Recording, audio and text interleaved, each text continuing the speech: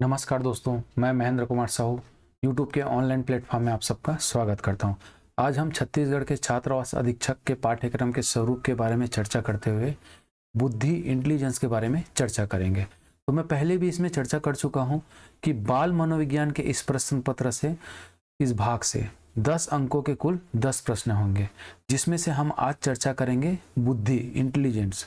आप लोग को मैं पहले ही बता चुका हूं कि इसमें आपका शिक्षा में मनोविज्ञान के बारे में हम लोग चर्चा कर चुके हैं। जो नहीं देखे हैं उन लोग लिंक में डिस्क्रिप्शन में मैं लिंक जरूर भेज दूंगा, आप वहां पे जाके जरूर देखिएगा। तो चलिए हम लोग देखते हैं कि इसमें बुद्धि का अर्थ क्या होता है, बुद्धि अर्थात इंटेलिजेंस का क्या अर्थ है। तो इसमें देखेंगे बुद्धि वेसलर के अनुसार बुद्धि एक समुच्चय या सार्वजनिक क्षमता है जिसके सहारे हम क्या करते हैं, व्यक्ति उद्देश्यपूर्ण क्रिया करता है, विवेकशील चिंतन करता है, वातावरण के साथ प्रभावी ढंग से क्या करता है, समन्वय स्थापित करता है, और यही क्या कहला, और जिसके पास बुद्धि है वही ये सब करने में सक्षम होता है। अर्थात हम ये कह सकते हैं कि बुद्धि के माध्यम से हम चिंतन करते हैं, वातावरण के साथ समन्वय स्थापित करते हैं, उद्देश्यपूर्ण बहुत सारे विभिन्न क्रियाओं को करते हैं। तो चलिए किसके अनुसार हम देखें, यहाँ पे उद्देश्यपूर्ण क्रिया, विवेकशील चिंतन, उसके बाद फिर क्या देखें, वातावरण के साथ प्रभावी ढंग से समायोजन करना ही बुद्धि कहलाता है। दूसरे शब्दों में हम कह सकते हैं कि बुद्धि का प्रयोग सामान्यतः प्रज्ञा, प्रतिभा, ज्ञान, समझ इत्यादि अर्थों में भी किया जाता है। यह वह शक्ति है जो हमें समस्याओं का समाधान करने एवं उद्देश्य को प्राप्त करने में सक्षम बनाती है। ठीक, चलिए देखते हैं बुद्धि हम क्या समझे इससे। बुद्धि समस्याओं का समाधान करने एवं उद्देश्य को प्राप्त करने में सक्षम बनाती है। बुद्धि के माध्यम से ही हम ये कर पाते हैं। चलिए, तो बुद्धि का हम परिभाषा के रूप में किसमें, ऑक्सफोर्ड के शब्दों में देखेंगे। ऑक्सफोर्ड के शब्दों के अनुसार हम देखेंगे तो बुद्धि क्या होता है, प्रत्यक्षण करने, सीखने, समझने और जानने की क्षमता के रूप में वर्णित किया गया है। तो ऑक्सफोर्ड के अनुसार क्या बताया गया है यहाँ पे, सीखने, लर्निंग, समझने, अंडरस्टैंडिंग, है ना, और जानने, नोइंग की क्षमता के रूप में ही वर्णित किया गया है। ठीक, चलिए आगे देखेंगे हम लोग, अर्थ देख लिए। अब इसके बाद हम देखेंगे कुछ परिभाषाएं देखेंगे इंटेलिजेंस, बुद्धि के। तो बुद्धि के परिभाषाओं में हम बहुत सारे मनोवैज्ञानिकों ने यहाँ पे क्या किया गया है, बहुत सारे परिभाषा दिए हैं, जिसमें से हम कुछ का हम लोग यहाँ पे अध्ययन करेंगे। तो चलिए परिभाषा को देखते हैं। परिभाषा स्टर्न के अनुसार तो बुद्धि व्यक्ति की वह सामान्य योग्यता है जिसके माध्यम से या जिसके द्वारा वह चिंतन करता है, जीवन की नई समस्या एवं परिस्थितियों के अनुसार अपने आप को ढालना की सामान्य मानसिक योग्यता ही बुद्धि कहलाता है। तो यहां से हम क्या देखें यहाँ पे कि स्टर्न के अनुसार बुद्धि वह सामान्य योग्यता है जिसके माध्यम से या जिसके द्वारा सचेत रूप से नवीन आवश्यकताओं के अनुसार चिंतन करता है, इस तरह जीवन में नई समस्याओं परिस्थितियों के अनुसार अपने आप को ढालने तथा सामान्य मानसिक योग्यता बुद्धि कहलाती है। और यहीं पे हम बात करेंगे किसके, वुडवर्थ के बारे में। तो बुद्धि कार्य करने की एक विधि है। ठीक है, बुद्धि क्या है, जो हम वर्क करते हैं, जो क्रिया करते हैं, जो कार्य करते हैं, है ना, करने की एक विधि है। और वहीं पे हम बात करेंगे वुड्रो के अनुसार बुद्धि ज्ञान अर्जन करने की क्षमता है। ठीक है, वुड्रो के अनुसार क्या है, बुद्धि ज्ञान अर्जन करने की क्षमता है। क्षमता है कहने का मतलब इसमें हम क्या देखेंगे, जैसे कि मैं आपको पढ़ा रहा हूं और आप इसको वीडियो को देख रहे हैं, और इससे मतलब बोलना चाहिए इंटेलिजेंस संबंधित, है ना, छात्रावास अधीक्षक से संबंधित, उसके विषय से संबंधित आप यहाँ पे क्या कर रहे हो, ज्ञान अर्जन कर रहे हो, और एक किसके माध्यम से, बुद्धि के माध्यम से ही कर रहे हो। ठीक, चलिए आगे देखते हैं हम थार्नडाइक के अनुसार। तो थार्नडाइक के अनुसार हम बात करेंगे तो यहाँ पे सत्य या तथ्य के दृष्टिकोण से उत्तम प्रतिक्रियाओं की शक्ति ही बुद्धि होती है। कहने का मतलब यहाँ पे जैसे कि आप एग्जाम हॉल में बैठे हो और वहां पे आपको ऑप्शन के अनुसार 4 में से एक उत्तम को हमको क्या है, आंसर लेना है। तो आप आपने सत्य और तथ्य के दृष्टिकोण से ही उत्तम प्रतिक्रिया, मतलब वहां पे आप अच्छे से प्रतिक्रिया दे सकते हो। और ये प्रतिक्रिया कब दोगे, जब आपके पास बुद्धि होगा। ठीक, मतलब बुद्धि के माध्यम से ही या बुद्धि की शक्ति से ही हम ये सब क्रियाएं कर सकते हैं। तो चलिए आगे हम देखेंगे किसके अनुसार, पिंटर के अनुसार। तो इसके अनुसार देखेंगे जीवन की अपेक्षाकृत नवीन परिस्थितियों से अपना सामंजस्य करने की व्यक्ति ही योग्यता की बुद्धि है।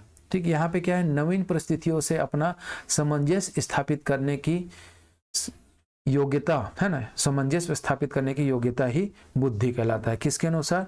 पिंटर के अनुसार। चलिए आगे देखते हैं पिंटर साहब ने और क्या बोला है यहाँ पे। चलिए तो उसके अनुसार हम देखेंगे पिंटर के अनुसार आगे।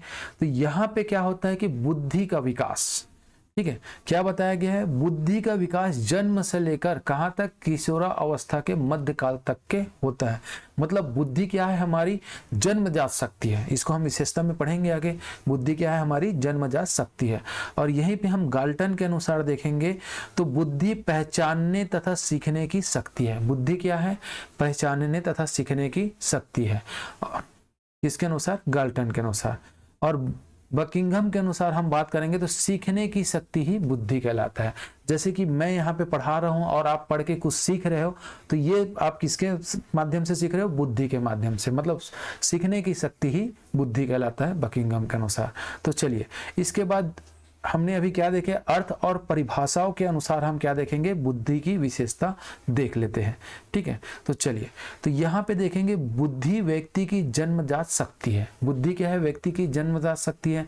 जैसे पिंटर साहब ने भी कहा, यहाँ पे देखे हैं हमने, तो बुद्धि का विकास जन्म से लेकर किशोरावस्था के मध्यकाल तक होता है। मतलब बुद्धि क्या है, हमारा जन्मजात शक्ति होता है। ठीक, दूसरा हम देखेंगे व्यक्ति को अमूर्त चिंतन की योग्यता प्रदान करती है। अमूर्त चिंतन मतलब यहाँ पे जैसे किसी को पहचानना, सीखना, मूर्त है ना, अमूर्त है, ऐसे चिंतन हम कर सकते हैं बुद्धि के माध्यम से। बुद्धि क्या होता है? बुद्धि विभिन्न बातों को सीखने में सहायता करती है। बुद्धि क्या है? विभिन्न बातों को सीखने में सहायता देती है। चलिए उसके बाद फिर हम देखेंगे आगे, बुद्धि व्यक्ति को अपने पूर्व अनुभव से लाभ उठाने की क्षमता देती है। कहने का मतलब बुद्धि क्या होता है कि आप अपने अनुभव को एनालिसिस करके अपने भविष्य में या फिर आने वाले समय में उससे लाभ ले सकते हैं। और किसके माध्यम से? ये भी आपके बुद्धि के माध्यम से ही हो सकता है। तो चलिए आगे देखते हैं हम लोग। बुद्धि व्यक्ति की कठिन परिस्थिति और जटिल समस्याओं को सरल बनाती है। ठीक, कहने का मतलब आप किसी, जैसे कि मैथ्स है, मैथ्स का इक्वेशन जो होता है, उसमें क्वेश्चन जो होता है, आपको देख के ऐसा लगता है कि बहुत कठिन है, लेकिन आप अपनी बुद्धि से उसको क्या करते हो, जटिल से सरलता की ओर, मतलब उसको आसानी से या सरलता से हल कर लेते हो। तो उसी प्रकार जीवन में कई कठिन परिस्थिति होती है और कई जटिल समस्याएं होती हैं। तो ऐसी समस्या को हम सरलता से हल कर पाते हैं। तो किसके माध्यम से कर पाते हैं? हम बुद्धि के माध्यम से। तो चलिए और देखते हैं हम कुछ इसकी विशेषता। तो बुद्धि व्यक्ति के भले, है ना, यहाँ पे क्या है, बुद्धि व्यक्ति की भले बुरे, सत्य असत्य, नैतिक अनैतिक कार्यों में अंतर करने की योग्यता देता है। कहने का मतलब यहाँ पे हम किसी भी चीज में तुलनात्मक अध्ययन कर सकते हैं, अंतर कर सकते हैं। तो किसके माध्यम से? बुद्धि के माध्यम से ही कर सकते हैं। उसके बाद आगे देखेंगे हम लोग, बुद्धि वंश क्रम और वातावरण का प्रभाव पड़ता है। ठीक है, बिल्कुल यहाँ पे आपका आप जिस वातावरण में रह रहे हो उसी प्रकार आपकी बुद्धि विकसित होगा और वंशाक्रम के अनुसार भी आपका प्रभाव पड़ता है। लेकिन ध्यान रखना आपको, वंशाक्रम के अनुसार हम बात करेंगे यहाँ पे, तो यहाँ पे अत्यधिक प्रभाव नहीं पड़ता। यहाँ पे क्या चीज? अत्यधिक प्रभाव नहीं पड़ता। ठीक है, प्रभाव पड़ता है लेकिन अत्यधिक प्रभाव हम यह वंशाक्रम में नहीं पड़ता। चलिए उसके बाद बुद्धि बहुआयामी तथा जटिल योग्यताओं का समूह होता है। बिल्कुल, है ना। उसके बाद हम देखेंगे बुद्धि दूसरों के अनुसरण करने की योग्यता होती है। दूसरों के अनुसरण, जैसे कि मान के चलो हम लोग पढ़ते हैं, कोई पढ़ा रहा है, जो बोल रहा है उसको आप उसको अनुसरण करोगे। तो ये सब योग्यता किसके माध्यम से होता है? बुद्धि के माध्यम से।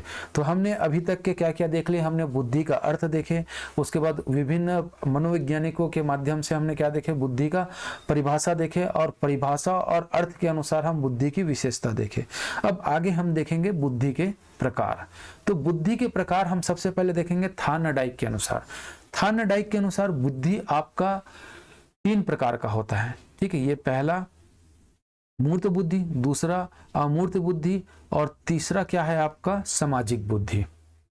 तो चलिए मूर्त बुद्धि, अमूर्त बुद्धि और सामाजिक बुद्धि को विस्तार से विस्तृत रूप से या विस्तार से अध्ययन या चर्चा करते हैं। तो सबसे पहले देखेंगे मूर्त बुद्धि, है ना। तो मूर्त बुद्धि में क्या होता है, इससे क्या अभिप्राय है, इससे मतलब जो चीज हमारे सामने होती है ना। मतलब मूर्त मतलब क्या होता है, प्रत्यक्ष रूप से। अमूर्त मतलब अप्रत्यक्ष रूप से, है ना। तो मूर्त रूप से मतलब होना चाहिए जो हमारे सामने होता है, प्रत्यक्ष रूप से जिन चीजों को हम देख सकते हैं, हम कार्य कर सकते हैं, मूर्त बुद्धि के अंतर्गत आते हैं। ठीक है। तो जैसे, और इसके उदाहरण मतलब मूर्त, जिन लोगों के पास मूर्त बुद्धि है ऐसे लोग मैकेनिक, कारीगर के रूप में कार्य करते हैं। मैकेनिक चाहे तो किसी भी प्रकार का कार मैकेनिक हो, है ना। आपका कारीगर जैसे कि देखेंगे तो काष्ठ कारीगर हो सकता है, आपका शिल्प कारीगर हो सकता है। तो ये आपके उदाहरण है। ठीक है, मैकेनिक और आपका कारीगर। ठीक, चलिए उसके बाद हम बात करेंगे अमूर्त बुद्धि। अमूर्त बुद्धि में हम बोलेंगे तो ऐसी बुद्धि है जिसे हम दिखाई नहीं देते, है ना। मतलब जो बुद्धि हमें दिखाई नहीं देता, जो हमें भावनाओं और विचारों से संबंधित होता है, ऐसे बुद्धि को मतलब क्या कहते हैं हम, आपका अमूर्त बुद्धि कहते हैं। ठीक है, किस माध्यम से हम इसमें काम करते हैं, भावनाओं और विचारों के माध्यम से इसमें हम कार्य करते हैं। चलिए आगे हम देखेंगे। अच्छा, आगे देखने से पहले उदाहरण देख लेते हैं, है ना। अमूर्त बुद्धि मतलब बोलना चाहिए जिसमें अधिक होता है, वो क्या बनेगा, कवि, डॉक्टर, चित्रकार, इस तरीके के मतलब ऐसे लोगों में क्या होता है, अमूर्त बुद्धि की अधिकता होती है। जैसे हम लोग बात करेंगे कवि कुमार विश्वास, डॉक्टर में बहुत सारे चित्रकार, है ना। ऐसे लोग क्या करते हैं, आपका उसके अंदर आपका अमूर्त बुद्धि की क्षमता अधिक होती है। चलिए आगे हम देखेंगे इसके बाद, अमूर्त बुद्धि के बाद, है ना, सामाजिक बुद्धि। चलिए, तो सामाजिक बुद्धि मतलब जो समाज सेवी होते हैं, समाज के लिए कार्य करते हैं, सामाजिक बुद्धि के अंतर्गत आते हैं, है ना। और समाज के लिए करते हैं तो ऐसे लोग मतलब क्या बनते हैं अगर, या फिर होते हैं, किसके अंदर ज्यादा होते हैं, तो नेता, व्यवसायी, समाज सेवी, अध्यापक, ये लोगों के अंतर आपका ज्यादा होता है ना। जैसे नेता हो गया आपका अटल बिहारी वाजपेयी जी, टीचर्स हो गया, है ना। ये ऐसे लोगों के अंदर सामाजिक बुद्धि होता है। ठीक, चलिए आगे देखेंगे हम लोग। ये तो हमने देखे प्रकार किसके अनुसार देखे हम लोग, ये प्रकार को थार्नडाइक के अनुसार। थार्नडाइक के अनुसार हम तीन प्रकार के बुद्धि देखे। कौन कौन सा, मूर्त बुद्धि, अमूर्त बुद्धि और आपका सामाजिक बुद्धि। अब हम लोग देखेंगे किसमें, स्टर्नबर्ग के अनुसार, है ना। किसके अनुसार, स्टर्नबर्ग के अनुसार। इसके अनुसार भी बुद्धि 3 प्रकार की होती है। कौन कौन सा, अनुभव, ठीक है, अनुभवात्मक बुद्धि, घटकी बुद्धि और संधारणात्मक बुद्धि। ठीक है, ये 3 प्रकार की यहाँ पे बुद्धि होता है। ठीक है, और इस बुद्धि को चलिए हम क्या करेंगे, विस्तार से अध्ययन करते हैं। तो सबसे पहले हम क्या देखेंगे, अनुभवात्मक बुद्धि। तो अनुभवात्मक बुद्धि में हम बात करेंगे तो यहाँ पे क्या होता है, अनुभव, है ना। अनुभव बुद्धि या बुद्धि अनुभव पर आधारित होती है। ठीक है, इसमें क्या होता है, यह बुद्धि अनुभव पर आधारित होता है। व्यक्ति अपने अनुभव से कुछ नया खोज करता है, कुछ नया बनाता है, कुछ नया क्रिएट करता है। ऐसे बुद्धि को हम क्या कहते हैं, मतलब अनुभव बुद्धि कहा जाता है। ठीक है, तो चलिए, तो इससे समझ में आ गया कि अनुभव से अपने मतलब जो भी चीज अपने अनुभव के माध्यम से किया जाता है, खोजता है या कुछ नया बनाता है, क्रिएट करता है ना। तो ऐसे मतलब उसको क्या कहते हैं, अनुभवात्मक बुद्धि के अंतर्गत रखा गया है। उसके बाद दूसरा हम देखेंगे यहाँ पे क्या चीज, घटकी बुद्धि। तो घटकी बुद्धि के अंतर्गत इसमें क्या होता है, कल्पना शक्ति से ही हम कुछ सोच लेते हैं, और अमूर्त बुद्धि वाले व्यक्ति होते हैं, है ना। मतलब इसमें क्या होता है कि जो घटकी बुद्धि वाले व्यक्ति मतलब कल्पना शक्ति से ही बहुत कुछ सोच लेते हैं। मतलब वो सब चीज, अधिकतर चीजों का वो कल्पना कर लेते हैं, ऐसे करने से क्या होगा ये, ठीक है, इसके माध्यम से वो कल्पना करके सोच लेते हैं। और ये बुद्धि मतलब बोलना चाहिए कि क्या होते हैं, आपका अमूर्त बुद्धि वाले अधिक होते हैं। अमूर्त बुद्धि कहने का मतलब जैसे मैं बताया था, क्या क्या बताया था आपका, अमूर्त बुद्धि के अंतर्गत जैसे कि डॉक्टर, कवि, चित्रकार, इन लोग सोच लेते हैं। जैसे कि आप अपना कल्पना कर लेंगे कि जैसे कि हम लोग किसी को मान के चलो एक देवी के रूप में, है ना, जैसे सरस्वती माता, कल्पना कर लेंगे और उस कल्पना के माध्यम से क्या करेंगे, यहाँ पे अपना कार्य करेंगे, ठीक है, कार्य को या उद्देश्य को पूर्ति करेंगे। ऐसे लोग है ना जो घटकी बुद्धि होते हैं, ऐसे लोग हर चीज के पीछे कारण जानना चाहते हैं ना। किसी भी चीज का मतलब हो रहा है तो ये किस कारण से हो रहा है, क्यों हो रहा है, इसका मतलब कारण जानना चाहते हैं। चलिए, उसके बाद तीसरा हम देखेंगे तो संदर्भात्मक बुद्धि, और इसके अंतर्गत बोलना चाहिए बुद्धि व्यक्ति इसमें सूचनाओं को इस ढंग से प्रयोग करते हैं कि उसको अधिक से अधिक लाभ हो। मतलब जो इंफॉर्मेशन होता है, जो सूचना होता है, उसको मतलब बोलना चाहिए कि उपयोग मतलब बोलना चाहिए उत्तम ढंग से करते हैं, है ना, और जिससे क्या होता है उसको अधिक से अधिक लाभ हो सके। और यह व्यक्ति पर्यावरण के साथ समयोजन रखता है। मतलब ये क्या होता है, ऐसे व्यक्ति क्या होता है, पर्यावरण के साथ समयोजन रखता है और व्यवहारिक होते हैं, ठीक है। ऐसे व्यक्ति क्या होता है, व्यवहारिक और पर्यावरण के साथ समयोजन रखते हैं। तो चलिए आगे देखते हैं, हमने किसके अनुसार देखे यहाँ पे, थानडाय है ना, स्टर्नबर्ग के अनुसार देखें। तो चलिए हम लोग उसके बाद फिर आगे देखेंगे, है ना। क्या देखेंगे हम लोग, मानसिक आयु एवं बुद्धि परीक्षण। तो यहाँ पे हम बात करेंगे मानसिक आयु क्या होता है, बुद्धि परीक्षण कैसे होता है, क्या करते हैं, इसके बारे में हम चर्चा करेंगे।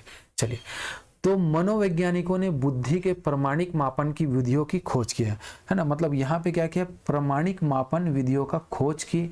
इस संदर्भ में हम बात करेंगे तो सर्वप्रथम कौन, जर्मनी मनोवैज्ञानिक, ठीक है, कौन, विल्हेम वुंट। इसका नाम क्या है, पूर्ण नाम क्या है आपका, विल्हेम वुंट, है ना। ये जर्मनी के मनोवैज्ञानिक है, ठीक है, ध्यान रखना इसको। इसके बारे में हम पढ़ चुके हैं, जो है ना मनोविज्ञान में पढ़ चुके हैं। जो वीडियो नहीं देखे डिस्क्रिप्शन में मैं लिंक दे दूंगा, वहां जाके जरूर वीडियो देखिएगा ताकि आपका आगे की पढ़ाई में काम आए, ठीक है। चलिए, तो हम लोग आते हैं यहाँ पे। तो इन्होंने क्या किया था कि 1879 में बुद्धि के लिए मापन के लिए मनोवैज्ञानिक प्रयोगशाला की स्थापना किया था। और ये मनोवैज्ञानिक प्रयोगशाला की स्थापना कहाँ पे किया था, तो इसको भी मैं पढ़ा चुका हूं आप लोग को, जर्मनी के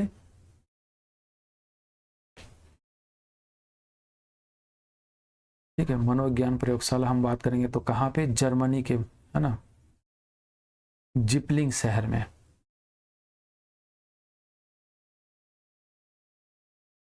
जर्मनी के जिपलिंग शहर में स्थापना किया है, ठीक। चलिए, तो इसको याद रखना।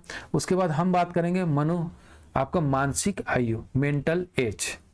किसी भी व्यक्ति का बौद्धिक विकास अपने समान आयु वर्ग की तुलना कितना हुआ है, इसकी मापन विधि ही मानसिक आयु कहलाता है। अर्थात इससे आपको ये समझना है कि अगर दो व्यक्ति जैसे 12 साल और 12 साल का दोनों दो व्यक्ति हैं, और दोनों की मतलब होना चाहिए सोचने की, समझने की शक्ति कितना है, उसका मापन करना ही क्या कहलाता है, मानसिक आयु कहलाता है, ठीक। चलिए, उसके बाद हम बात करेंगे वास्तविक आयु।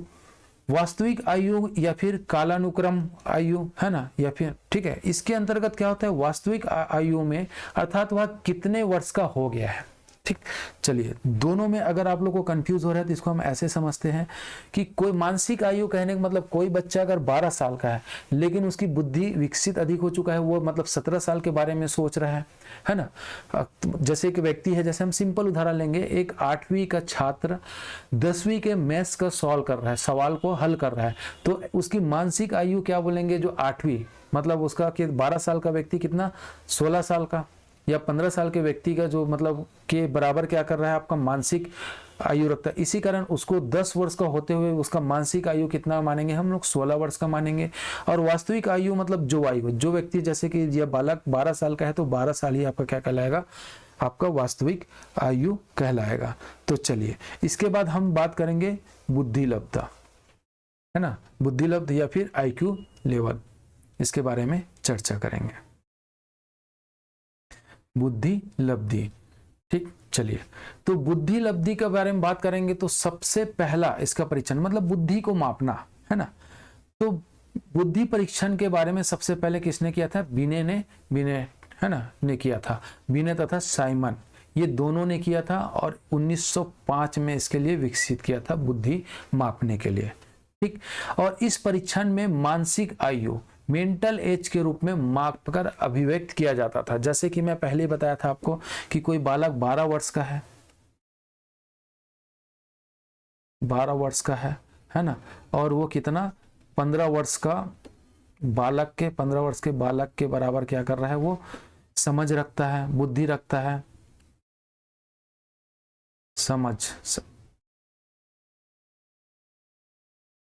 ठीक।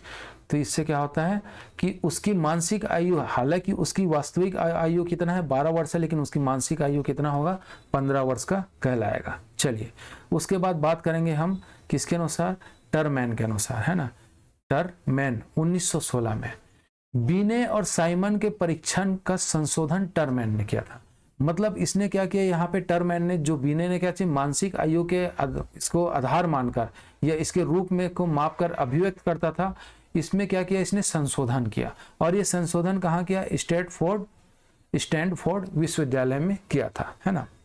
और इसमें बताया कि इस संशोधन में बुद्धि लब्धि आईक्यू के कॉन्सेप्ट का जन्म दिया। मतलब यहाँ पे हम बात करेंगे तो टरमैन ने क्या किया था, आपका आईक्यू लेवल के कॉन्सेप्ट का जन्म दिया था, ठीक। चलिए आगे देखते हैं। बुद्धि मापने में मानसिक आयु की जगह बुद्धि लब्धि आईक्यू का प्रयोग होने लगा है, ठीक है। तो यहाँ पे हम बात करेंगे 1905 के बाद हम 1916 में देखेंगे। तो पहले मानसिक आयु के माध्यम से आपका क्या होता था, किसी बुद्धि मतलब आपके बुद्धि का मापन किया जाता था। और यहाँ पे अगर 1916 में बात करेंगे तो मानसिक आयु के स्थान पर क्या हो गया, आपका बुद्धि लब्धि का प्रयोग होने लगा। तो चलिए देखेंगे हम बुद्धि लब्धि का प्रयोग कैसे होने लगा, क्या होने लगा, है ना। चलिए आईक्यू के बारे में चर्चा करते हैं। तो ये है आपका बुद्धि लब्धि। तो मानसिक आयु, यहाँ पे क्या चीज, मानसिक मेंटल आयु तथा तैथिक आयु या वास्तविक आयु, है ना, जिसका एक ऐसा अनुपात है जिसे 100 से गुणा करके प्राप्त किया जा सकता है। और इसका क्या होता है, इसलिए इसे मतलब यहाँ पे 100 का गुणा करके मतलब प्राप्त किया जाता है, इसी कारण इसको अनुपात बुद्धि लब्धा या फिर रेशियो आईक्यू भी कहा जाता है, ठीक है। चलिए, और ये सूत्र किसने दिया था, मैं पहले बताया हूं आपने, टरमैन ने पहली बार अगर देखेंगे तो मानसिक के स्थान पर क्या कर दिया गया यहाँ पे, आईक्यू को, ठीक है, आईक्यू को लाया, है ना। तो यहाँ पे देखेंगे हम लोग तो कैसे आपका यहाँ पे हो रहा है ना। तो आईक्यू लेवल निकालने के लिए सबसे पहले मानसिक आयु मेंटल एज को डिवाइड करेंगे तैथिक एज से। तैथिक एज मतलब आपका क्या होगा, वास्तविक एज, है ना। इसका मतलब आपका, जैसे मैं यहाँ पे लिख दिया हूँ तैथिक एज या वास्तविक आयु। तो यहाँ पे क्या हो रहा है, आपका वास्तविक आयु को किससे हम 100 से गुणा कर देंगे तो उस बच्चे का क्या निकल जाता है, आपका आईक्यू लेवल निकल जाएगा। तो बच्चों आप लोग भी अपना आईक्यू लेवल निकाल के कमेंट करके जरूर बताना। और उसके बाद फिर यहाँ पे हम देखेंगे कि आपके आईक्यू लेवल में आपको किस श्रेणी में या किस स्थिति में रखा जाएगा, ठीक। तो चलिए, तो हम बात करते हैं जिसकी आईक्यू लेवल 20 से कम होगा उसको हम इडियट या जड़ बुद्धि के अंतर्गत रखेंगे, और 20 से 59 के बीच में मूढ़ बुद्धि के, और आपका 60 से 69 के बीच में मूर्ख बुद्धि, और 70 से 79 के बीच में हम बोलेंगे तो सीमांत बुद्धि, और 80 से 89 के बीच को हम क्या बोला जाता है, मंद बुद्धि की स्थिति में रखा गया है ना। तो आपको याद क्या रखना है, आपको जैसे कि 90 से 109 सामान्य बुद्धि होता है, जिसका कितना आईक्यू लेवल क्या होता है, 90 से 109। और श्रेष्ठ की बात करेंगे तो 110 से 119 तक के जो आईक्यू लेवल होता है उसकी श्रेष्ठ बुद्धि होता है, और 120 से 139 के बीच में अति श्रेष्ठ बुद्धि होता है। और यहीं पे हम बात करेंगे जिसकी आईक्यू लेवल 140 से अधिक होता है वो अत्यधिक या फिर आपका प्रतिभाशाली या गॉड गिफ्टेड यहाँ पे होते हैं। ऐसा व्यक्ति क्या होता है, आपका प्रतिभाशाली होता है। तो हम आगे भी चर्चा करेंगे कि प्रतिभाशाली का मतलब बोलना चाहिए कि इसका इन लोगों के अंतर्गत क्या ऐसा क्या होता है कि ये प्रतिभाशाली होता है। तो चलिए, इससे पहले मैं बता दूं, शिक्षण योग्य, है ना, लर्निंग सीखने के लिए शिक्षण योग्य बच्चों की आईक्यू कितना होना चाहिए, 50 या 70 से लेकर 90 तक के होती है जो शिक्षण करते हैं ना। चलिए, अब हम लोग आगे क्या देखेंगे, यहाँ पे बुद्धि लब्धि के में प्रतिभाशाली बच्चे, उसके अंतर्गत क्या होता है। तो चलिए बात करते हैं प्रतिभाशाली। तो प्रतिभाशाली बच्चों में क्या होता है, या फिर ये ऐसे बच्चे होते हैं, ये गॉड गिफ्टेड या फिर गिफ्टेड चिल्ड्रन कहलाते हैं। प्रतिभाशाली बच्चे अर्थात गिफ्टेड बच्चे, ये अपना निर्णय लेने में सक्षम होते हैं, इंडिपेंडेंट होते हैं। इंडिपेंडेंट मतलब सक्षम, अपना निर्णय को स्वयं ले सकते हैं ऐसे बच्चे, ठीक है। इसमें आत्म क्षमता बहुत अधिक होता है ना। सेल्फ इफिशियंसी क्या होता है, हाई होता है। आत्म क्षमता बहुत ज्यादा अत्यधिक होता है, किसमें, प्रतिभाशाली बच्चे में। इसके पास रचनात्मक विचार मतलब क्रिएटिव आइडियाज बहुत अत्यधिक होता है। और इसमें बात करेंगे जिज्ञासा, जिज्ञासा भी क्या होता है इसमें अत्यधिक जिज्ञासा होता है, मतलब किसी भी चीज को जानने की समझने की इच्छा होता है, इसको क्या कहते हैं जिज्ञासा। ठीक है, इन्हें ऐसी सपोर्ट की जरूरत नहीं है जो स्कूल के माध्यम से नहीं मिल पाता। जैसे कई लोगों को क्या होता है कि स्कूल के माध्यम से सपोर्ट किया जाता है कि हमको कैसे क्या करना है, कैसे सॉल्व को हल करना है, तो ऐसे बच्चों को जो प्रतिभाशाली बच्चे होते हैं वो ऐसे सपोर्ट की जरूरत या आवश्यकता नहीं पड़ती। इनका मानसिक प्रक्रिया उच्च श्रेणी का होता है। मानसिक प्रक्रिया क्या होता है, उच्च श्रेणी का होता है। तो दोस्तों आज हम लोग यहीं देखेंगे, यहीं तक देखेंगे। उसके बाद कल हम फिर देखेंगे बुद्धि या इंटेलिजेंट का, है ना। आप लोग कमेंट करके बताना है इसका पार्ट 2 बनाए कि ना बनाए। चलिए तो आज यहीं तक, धन्यवाद। हाँ दोस्तों, आप लोग चैनल को सब्सक्राइब एवं वीडियो को लाइक जरूर करना ताकि हमको प्रोत्साहित हो सके, आपके लिए अच्छे से अच्छे वीडियो बना सके। और किसी भी प्रकार की समस्या आ रही है तो आप यहाँ पे दिए गए व्हाट्सएप नंबर में मैसेज के SMS के माध्यम से हमें बता सकते हैं। धन्यवाद।